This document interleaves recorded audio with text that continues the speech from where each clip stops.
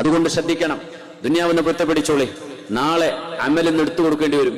അതദ്റൂന മനിൽ മുഫ്ലിസ്, നിങ്ങൾക്കറിയുമോ ആരാണ് ഏറ്റവും വലിയ പാപ്പരായ മനുഷ്യൻ? Who is A real bankrupt? ആരാണ് ബാങ്ക്രപ്റ്റ് എന്നറിയോ? ഞങ്ങൾ ചോദിച്ചു. അപ്പോൾ സ്വഹാബികൾ പറയാ, നബിയേ, അൽ മുഫ്ലിസു ഫീനാ മല്ലാ ദീനാറ ലഹു വലാ ദിർഹം, കയ്യിൽ പൈസ ഇല്ലാത്ത ആള്, വലാ മതാ, ഒരു സൗകര്യം ഇല്ലാതെ ജീവിക്കുന്ന പാവപ്പെട്ടവർ, ഇവരാ നബിയെ മിസ്കിന്മാര്.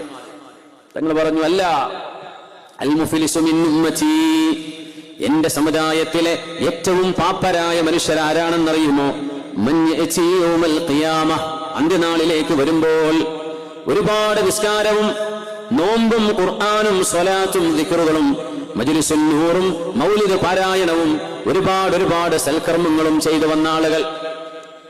പക്ഷേ വളമ ഹാദാ വശതമ ഹാദാ വഖദഫ ഹാദാ വസഫക ദമ ഹാദാ, ഇയാളെ കുറ്റം പറഞ്ഞു, അയാളൊന്ന് ട്രോളി, ഇയാളൊന്ന് പരിഹസിച്ചു, അയാളൊന്ന് കുറ്റം പറഞ്ഞു, അയാളെ ഗീബത്ത് പറഞ്ഞു, ഇന്നാളെ പരിഹസിച്ചു, ഇന്നാൾക്കെതിരെ തുറന്ന കത്ത് എന്ന് പറഞ്ഞ് തുറന്ന പച്ച ഗീബത്ത് ചെയ്തു വിട്ടു.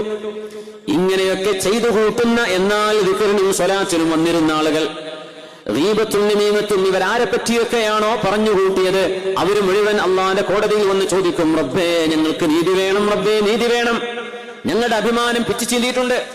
ഞങ്ങൾക്ക് ഫേസ്ബുക്ക് അക്കൗണ്ട് ഇല്ലാത്തത് കൊണ്ടല്ല, പക്ഷേ പടച്ചോനെ നിന്നെ പേടിച്ചിട്ട് ഞങ്ങൾ അതിന് മറുപടി കൊടുത്തിട്ടില്ല. അവരെഴുതിയിട്ടുണ്ട്, റബ്ബേ എന്റെ അഭിമാനത്തിന് ക്ഷതം വന്നിട്ടുണ്ട്, എനിക്ക് പകരം വേണം. ദുനിയാവിന്ന് പൊരുത്തപ്പിടിക്കാതെ പോയ ആളുകളാ. അള്ള പറയുന്ന കൊടുത്തേക്ക് നീ 4-5 കൊല്ലം ഉംറ ചെയ്തില്ലേ, ഞാൻ കൊടുത്തേക്ക് കഴിഞ്ഞു. അടുത്ത ആള് പടച്ചോനെ ഇന്നയും പറഞ്ഞിട്ടുണ്ട്. കുറെ സുന്നത്ത് സ്കെച്ചിട്ടില്ലായിരുന്നു, റമദാനിലൊക്കെ കുറെ കരഞ്ഞില്ലേ, 27 രാവിലൊക്കെ ആ തറാവി ഖിയാമുലയിലൊക്കെ കൊടുത്തേക്ക്. ഒരു 25 കൊല്ലത്തെ തറാവി പോയി, യാ അല്ലാഹ്. അടുത്ത ആള് പടച്ചോനെ എന്നെയും കുറ്റം പറഞ്ഞിട്ടുണ്ട്.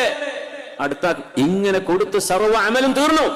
ആളുകൾ ക്യൂ നിൽക്കാണ്. പടച്ചോനെ എന്നെ പറഞ്ഞിട്ടുണ്ട്, എന്നെ ചീത്ത വിളിച്ചിട്ടുണ്ട്, എന്നെ പരിഹസിച്ചിട്ടുണ്ട്. ആ ആളുകൾക്ക് ഇയാളുടെ അക്കൗണ്ടിൽ നിന്ന് എടുത്തു കൊടുക്കാൻ നന്മകളില്ല. ഇപ്പൊ എന്ത് ചെയ്യും? ആ പരാതിക്കാരുടെ തെറ്റുകൾ ഈ മനുഷ്യന്റെ തലയിലേക്ക് എറിയപ്പെടും. അയാളുടെ തിന്മകൾ വാങ്ങിച്ച് നന്മകൾ മുഴുവൻ സീറോ. അവിടെ നിന്നില്ല. താൻ ആരെപ്പറ്റിയൊക്കെ ഗീബത്തും നമീമത്തും പറഞ്ഞോ അവരുടെയൊക്കെ തിന്മകൾ ഇയാളുടെ തലയിലേക്ക് വീഴുകയും